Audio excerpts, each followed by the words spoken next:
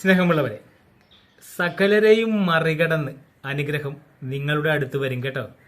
നിങ്ങൾ കരുതും ഞാൻ എങ്ങനെയാണ് പ്രാർത്ഥിക്കേണ്ടത്, എൻ്റെ കഷ്ടതകളും ബുദ്ധിമുട്ടുകളും സങ്കടങ്ങളൊക്കെ ഞാൻ എങ്ങനെ പറഞ്ഞാണ് ദൈവത്തിനോട് പ്രാർത്ഥിക്കേണ്ടത്, ഈ കുറവുകളുള്ള എന്നെ ദൈവം പരിഗണിക്കുമോ എന്ന് നിങ്ങൾ ചിന്തിക്കും. ദാവീദിനെ അഭിഷേകം ചെയ്യാൻ വേണ്ടി സാമൂൽ പ്രവാചകനെ ദൈവം ജസ്സയുടെ ഭവനത്തിലേക്ക് വിടുമ്പോഴേ ജസ്സ തൻ്റെ തണ്ടും തടിയുമുള്ള 7 മക്കളെ നിരത്തി നിർത്തി. ദാവീദിനെ ജസ്സ പരിഗണിച്ചില്ല.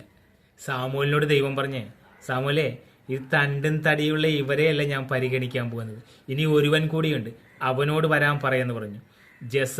ജസ്സയോട് സാമൂല് ചോദിച്ചേ, ഇനി ആരെങ്കിലും ഉണ്ടോ ജസ്സ നിന്റെ മക്കളായിട്ട്? ജസ്സ മനസ്സില്ലാ മനസ്സോടെ പറഞ്ഞു, ഒരുവൻ കൂടി ഉണ്ടെന്നേ, അവൻ ആടുകളെ നോക്കുവാൻ പോയിരിക്കുകയാണ്, അവനെ വരുത്തുക എന്ന് സാമൂൽ ജസ്സയോട് പറഞ്ഞു. ദാവീദ് വന്ന ഉടനെ ഉണ്ടല്ലോ, സാമൂൽ ദാവീദിനെ അഭിഷേകം ചെയ്തു. ഈ 7 തണ്ടും തടിയുള്ളവരെ മറികടന്നുകൊണ്ടാണ് അനുഗ്രഹം ദാവീദിൻ്റെ അടുത്ത് വന്നത്. സ്നേഹമുള്ളവരെ, സകലരെയും മറികടന്ന് അനുഗ്രഹം നിങ്ങളുടെ അടുത്ത് വരുമെന്നേ.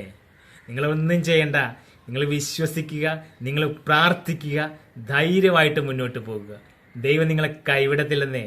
ദൈവം നിന്റെ കൂടെ ഉണ്ട്. ദൈവം അനുഗ്രഹിക്കട്ടെ.